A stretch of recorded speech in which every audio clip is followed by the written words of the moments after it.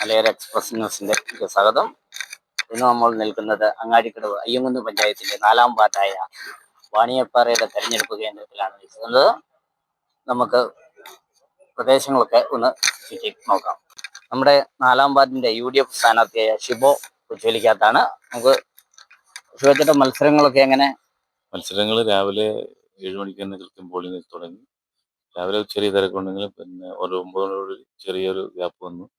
ജനങ്ങൾ നല്ല രീതിയിൽ ഇപ്പോൾ സഹകരിച്ചു. നല്ല രീതിയിൽ പോളിംഗ് അവരുടെ അവകാശങ്ങൾ രേഖപ്പെടുത്തി നല്ല സമാധാനത്തിൽ തന്നെ മുന്നോട്ട് പോളിംഗ് നടന്നുകൊണ്ടിരിക്കുന്നു.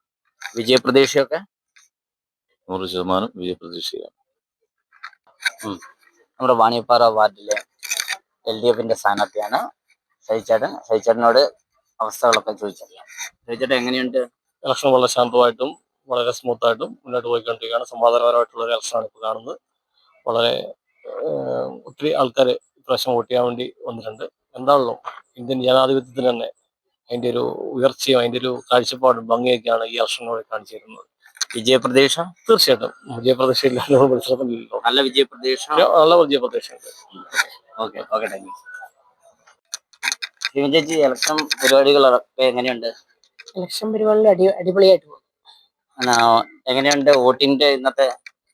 വോട്ടിങ് ഏകദേശം ഒരു അധികം ആള് വന്നിട്ടില്ല. ഇപ്പോൾ ഈ സമയത്താണ് കുറച്ച് ക്യൂ നിലവിലുള്ളത്.